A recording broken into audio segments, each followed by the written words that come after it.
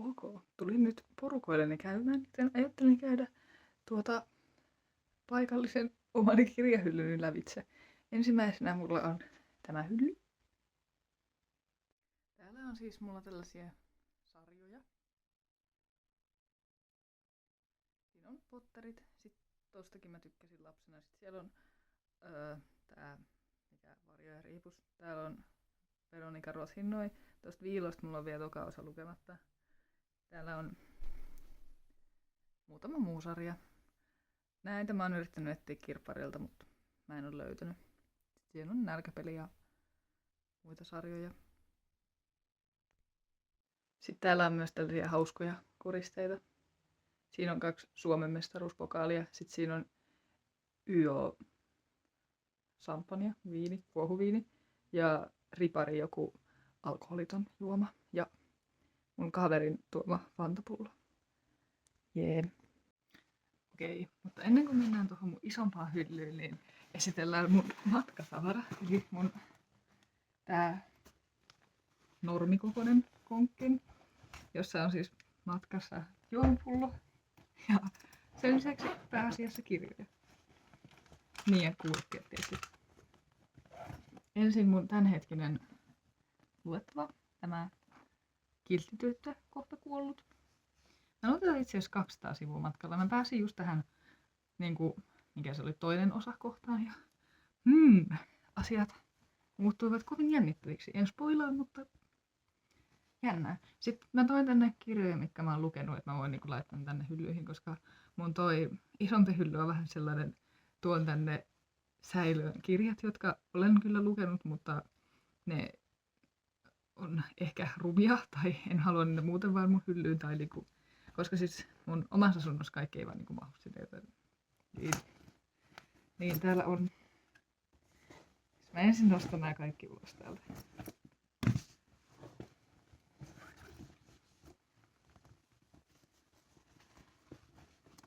Tällainen kasa kirjoja. Sitten siellä on vielä mun läppäri. Ensimmäisenä tällainen lyhyt. Sitten tää, minkä mä siinä yhdessä videossa luin. Jee. Tällainen.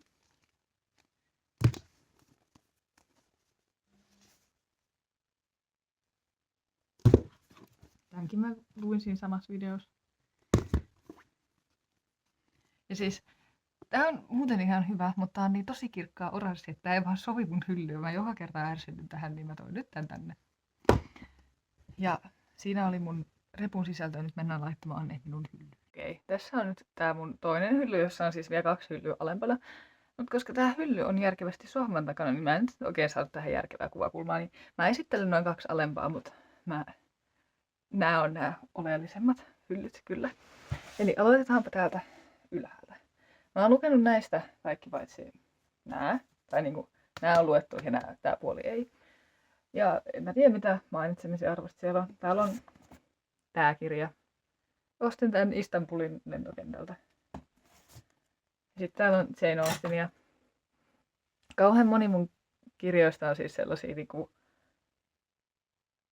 jotka mä oon saanut mun kummitäriltä. Ja ne on vähän sellaisia, että ne ei oikein sovi mun omaan lukutyyliin. Plus ne ei ehkä ole sellaisia kirjoja, mitä mä ostaisin, koska ne näyttää kovin rumalta, kuten esimerkiksi tää. Mun mielestä tää kansi on silleen aika hirveä. Mut se nyt on mulla. Ja tää Emmankin kansi, mä en oikein tykkää tästä, mutta tää on ihan ok, niin se nyt on siellä. Sitten täällä puolella mulla on kans yksi Jane Austen.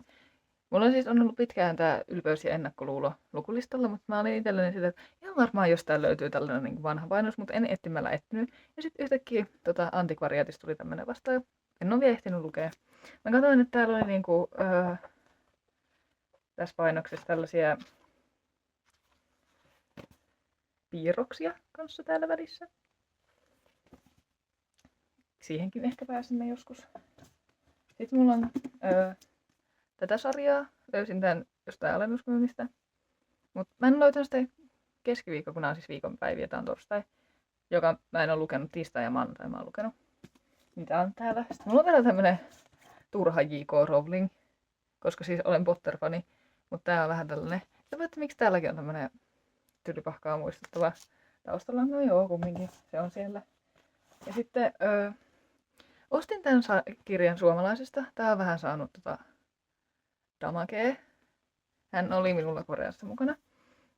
Ja siis aloitin lukemaan tätä siellä Koreassa. Ja kun siinä aloitan lukemaan, niin tajuan siis, että tämä on toka osa. Ja mua nykyään ärsyttää suomalaisesta tosi paljon, että siinä myydään tosi monesta sarjasta toka osa, mahdollisesti myös toka ja kolmas, mutta ei eka osa. Vaikka niin kuin mun järkeen käy paljon paremmin se, että joku ostaa vaan ekan osan eikä muita osia, koska no, jos ei oteta niin kuin kirje-ihmisiin lukuun, niin eikö se ole silleen järkevää? No mä tilasin tähän sitten Adlibricstä sen ekan osan, koska jos mulla on toka osa, niin kai mulla on pakko olla tokakin osa. Vaikka tää on vähän kärsinyt, niin tää on silti ihan kivan näköinen.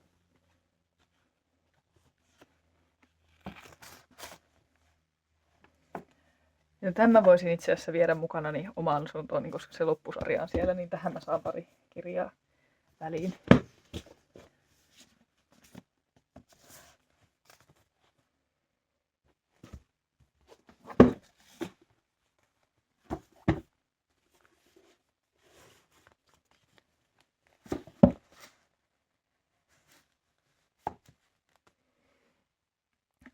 Tää alempi hylly on... No tää on siis... Tää on vähän kapeampi, niin tää on näille pokkareille kovin täydellinen. Täällä on itse asiassa tää mun kiltin tytön murhaoppaa eka osa. Ja tää vasta niinku... Tää on siis ihan tälleen vettynyt ja kuollut. Ja tää selkärankakin on tolleen, että se on vähän kulunut. Tää oli siis mulla myös Koreassa mukana. Meillä siis Koreassa meidän telttaan tuli vettä, niin tää oli vähän tällainen keissi. Mutta tääkin on siis ihan luettavissa vielä. Tää on huvittavaa, kun mulla on nämä kaikki kirjat nyt niinku eri painoksina. Tai kun mulla on tää pokkarina, se uusin on semmonen jännä kirja ja sitten se keskimmäinen on semmonen ihan peruskirja. Mutta mä jätän tän nyt tänne, koska tää sopii tänne teemaan paremmin.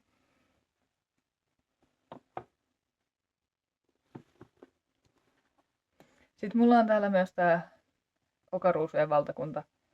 Mä oon lukenut myös sen Usvatulta valtakunta, mutta se sarja ei ihan napannut niin hyvin, niin en lukenut sitä enempää. Älkää murhatko mua. Sitten mulla on tässä 3 Jane Austenin lisää. Tätä mä en oo lukenut. Sitten tässä on... Äiti antoi mulle tällaisen tosi lyhyen novellikokoelman. Tääkin siis...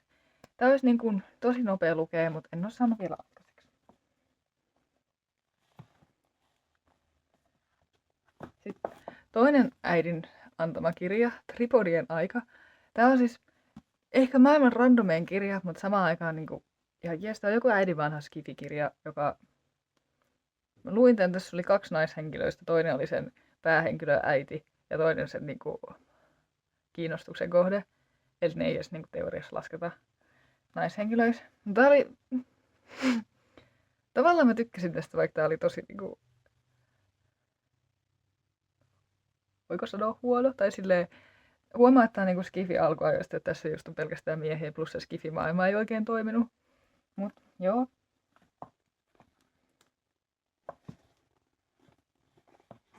Niin ja tässä on vielä yksi tämmönen epävirallinen Jane Austen lisää. Tääkin on tällainen vanha painos. Mä en saa sitä ulos. No mennään. Tämän mä nostin seuraavaan kirjoihin. Tääkin on klassikkokirja. Tää on näin keltaisen kirjaston. Tämä en itse saanut isältä, mutta tää on kirjaston vanha. Ja nyt mä voin näyttää tän. Tää on tällainen, mistä tämmöisiä hyppejä. Tän mä oon lukenut.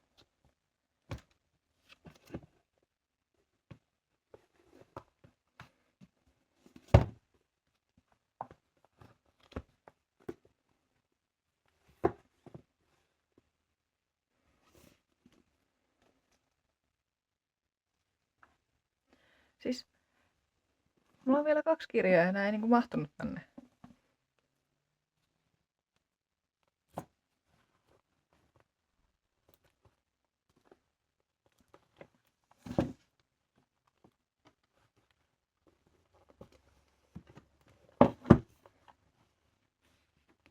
Okei, kyllähän se sinne meni. Sitten mä voisin näyttää nämä alahyllyt. Mä en tiedä, toimiko tää tälleen. Okei, ehkä mä käännän kameran. Ok, tässä on tää alempi hylly. Täällä on siis Potterit kuvitettuna englanniksi. Sitten tässä on tämmösiä tietokirjoja. Sitten tää mä laitoin sen tuohon äsken, kun se on ainut paikka, mihin se just mahtuu. Sitten siinä on toi ajanpyöräsarja. Sitten tää on semmoista rikossarjaa, ja sitä mä oon lukenut tän, joka on itse asiassa 6. ja mulla on tää, joka on 5. omalla. Ja kaikki muut paitsi tää sarja, sitten tää ja tietysti noi on niinku mun kummitädiltä. Ja mä oon kyllä lukenut ne muut. Tuolla on Game of Thrones-pokkari ja tossa on jotain tietokirjoja. Sitten on tää niinku maailman hyödyllisemmän mallinen hylly, jonka mä oon siis ratkaissut sillä, että mä oon laittanut tän ison tänne ja sitten tähän jää tämmönen typerä väli. Sitten täällä on näitä. Tää on näistä ainut, mikä mulla on lukematta. Sitten oikeesti tää kirja on mun niin kuin musta lammas ja tässä mä esittelen tätä teille. Mutta mun puolustukseksi mä menin humalassa Prismaa ja oli silleen, että mulla on hyvä syy nyt viha lukea tää kirja ja siis en todellakaan tykännyt siitä. Ja sitten tässä on nää hyllyt. Mä nyt näytän näitä vielä vähän tarkemmin.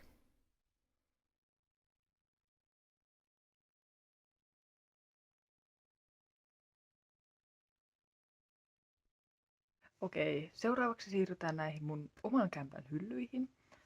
Tämä menee ehkä vähän epäloogisessa järjestyksessä, koska täällä siis on mun tai nämä on mun päähyllyt, jossa on esim. Mun lempikirjat ja kaikkea tällaista, ja sitten mun porukoilla olevat on vähän sellaiset, säilytän näitä täällä, koska ne eivät mahdu omaan asuntooni hyllyt, plus jotain vanhoja suosikkeja. Mutta kumminkin, tässä on tämä hylly, joka on ollut minun taustanani tässä usein. Tuo päällinen on vähän tollanen sekava, älkää katsoko sitä. Siellä on siis kaiken maailman papereita, koska mulla on siis mun kämpässä yksi pöytä, niin sit mä vaan kasaan asioita tonne. Mutta tässä on siis, no en mä tiedä, isoimpana siitä ekana tulee silmään niinku Throne of Glass-sarja. Mulla on tää englanniksi ja sit loput suomeksi. Ja sit mä oon laittanut tähän tämän apua Assassin's Bladein viereen nämä kaikki muut mun englanninkieliset kovakantiset kirjat. Mä voisin ehkä esitellä niitä vähän enemmän. Tässä on mun minifiguuri Sansa. Tässä on tää itse asiassa just suomennettiin. Tää on mun oikeastaan ensimmäinen englanniksi lukema kirja. Ja tämähän on siis tällainen eeppinen fantasia ja vielä silleen historiankirjan tavoin kirjoitettu kirja. Ja sit mä olin siinä mun videossa, joo mä en tiedä, että mua vähän saa pelottaa tän sen apua Mistborn-sarjan aloittaminen, kun tää on vähän tällainen. Ja sit niinku silleen, anteeksi, mutta minä olen lukenut tämän, että jos minä nyt vähän tsemppaisin. Tästä tulee se sarjakin, ja mä mietin, että mä lukisin ehkä tästä nyt uudestaan sen siitä House of the Dragonin ajasta kertovat asiat. Mutta tää on ihan kiva kirja. Tää on tämmönen järkäle ja tässä on välillä jotakin piirroksiakin.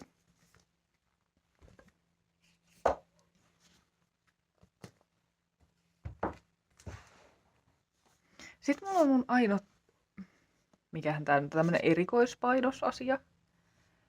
Ja siis mä olen ehkä todennut, että tämmöiset erikoispainokset on vähän turha asia. Tai siis mä ymmärtäisin, jos tää olisi niin kuin mun vaikka tosi suosikkikirja, niin sitten olisi niin kuin kiva, että mulla on näitä, koska esim. Mulla on Pottereissa vaikka mitä random painoksia. Mutta ne nyt on sentään ollut semmoinen merkittävä osa mun lapsuutta. Mulla on siis tää, missä se on? Täällä. Tämä ensimmäinen osa tällaisena kivana pokkarina, tai eka kirja, mitä mä oon tälleen merkkaillut. Ja siis tää on jotenkin tosi mukava pokkari, tai tässä on vähän tämmönen erilainen kansi. Ja siis mä tykkäsin tästä osasta tätä kirjaa, tai sarjaa tosi paljon, mutta sitten tää ei oikein napannut. Ja sitten mulla on tästä tää erikoispainos. Tämähän on siis tosi nätti, että tässä on tällainen kartat tällaisina keltaisina, ja sitten täällä loppusivuilla on niin kuin näistä hahmoista tällaiset kuvat. Ja no niin, muuten tällaista on siis tää vaan se tarina samalla tavalla. Mut mä ehkä tykkäisin enemmän, jos mulla olisi vaan mätsää tähän. Ja mä en ehkä niin kuin näe pointtia tässä, mutta onneksi mulla on vaan yksi tällainen.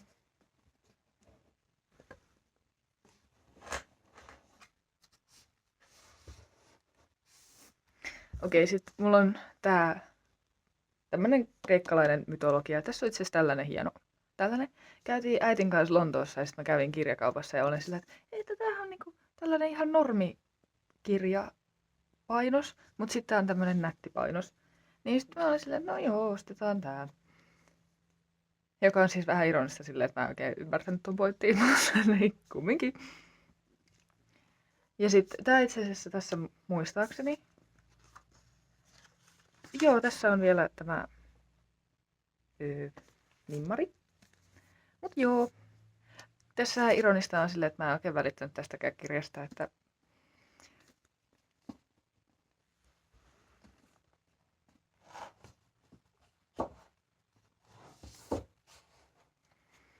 sitten minä vaihdan puolta. Sitten täällä on seuraavaksi tää Sang, ja tässä on tää Naraka, joka on siis ainut näistä kirjoista, mitä mä en ole lukenut, siksi se on tolleen päin. Mutta mä varasin sille jo paikan tuohon, että mä voin sitten kääntää sen, kun mä oon lukenut sen. Sitten on tää Victoria Aveyardin toinen sarja. Sitten on Elina Pitkäkankaan loput kirjat. Mut puuttuu se viimeinen osa, koska jostain syystä mä luulen, että tää on vaan kaksosainen kirja, niin mä en sitten ostanut sitä sinne samalla. En ole myöskään siis lukenut sitä.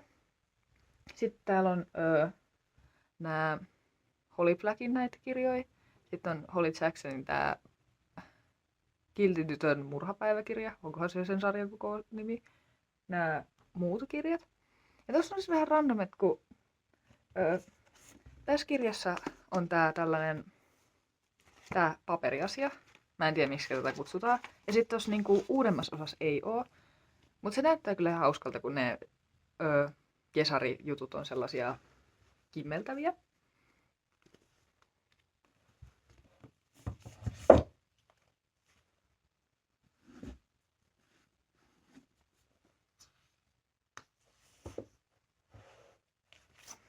Sitten tällainen kirja. Siis mä mä en enää muista kenen, niin mä oon tosi pahoillani, jos sä katot tätä ja tunnistat oman kirjasi. Mut jonkun Kirjagram-ihmisen storissa oli kerran silleen, hei, tässä on tämmöisiä kirjoja, mitä en enää halua, että jos joku haluaa, niin laita viestiä. Ja sitten minä olin silleen, tämä vaikuttaa kiinnostavalta. Että niinku, joo. Sitten tää oli yli vuoden mun hyllyys silleen lukematta. Ja sitten mä luin tän tänä vuonna, tai loppuvuodesta viime vuonna, ja tää oli ihan superhyvä. Siis tää on niin kuin fantasia tällainen, ei-sarja, mutta yksittäinen kirja. Ja siis tavallaan tää oli niinku tosi semmoista perusfantasiaa, tai sellaista niinku, että ei ollut liian vaikea maailmanrakennus, ja sitten tää hahmokin oli silleen aika perusfantasia tyyppi. Ja sitten jotenkin tässä vaan niinku, tää vaan niinku oli tosi järkevä ja tosi hyvä. Ja sitten niinku kaikki siinä maailman niinku rakentamisessa kävi järkeä ja en mä tiedä. Mä olin vaan ihan silleen, että miksi mä en ole lukenut tätä aikaisemmin. Mutta tämä on ehkä mun yksi lempikirjoista.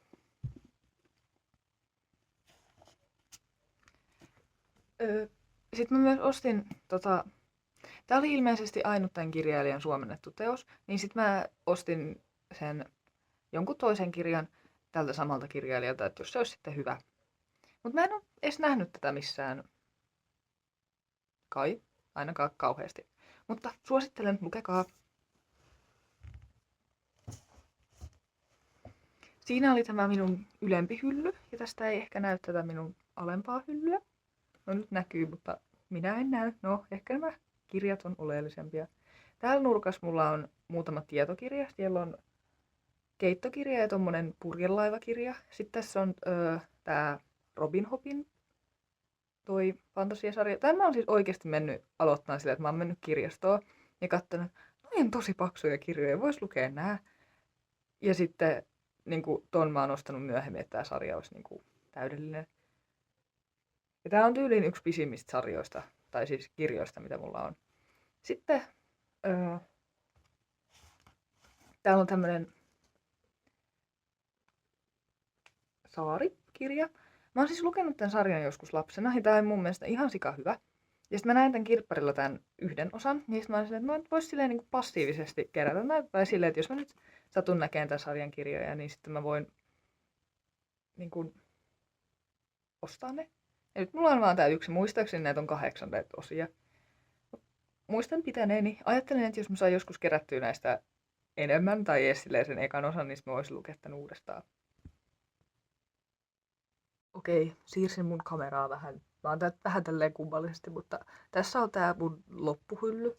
Täällä on yksi tietokirja, sit tässä on